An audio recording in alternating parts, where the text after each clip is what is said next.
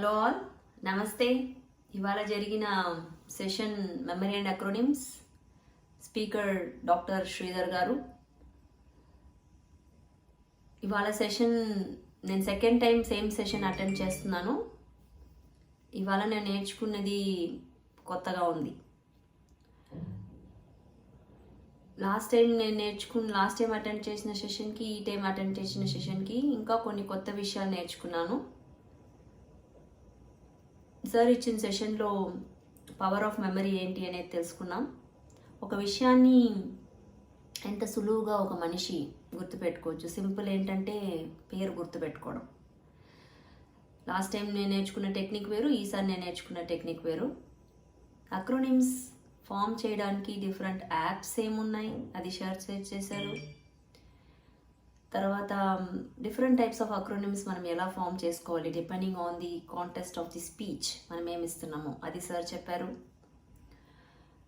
దాని తర్వాత visualisation technique, ఎలా ఒక ఫుల్ ప్రసంగాన్ని మనము ఒక చిన్న కథతో ఎలా గుర్తుపెట్టుకోవడం, దీని గురించి సార్ చెప్పారు. ఒక స్పీకర్కి క్యూ కార్డ్స్ అనేది ఎంత ఇంపార్టెంట్, ఒక స్పీకర్ ఎలా మాట్లాడాలి, చదవకూడదు మాట్లాడాలి. ఓకే, అందరినీ కలిపి వాళ్ళని మన స్పీచ్తో ఐక్యం చేసుకుని వాళ్ళని ఇంక్లూడ్ చేసి మాట్లాడేలా ఉండాలి. సో వాళ్ళని ఎంగేజ్ చేయాలి.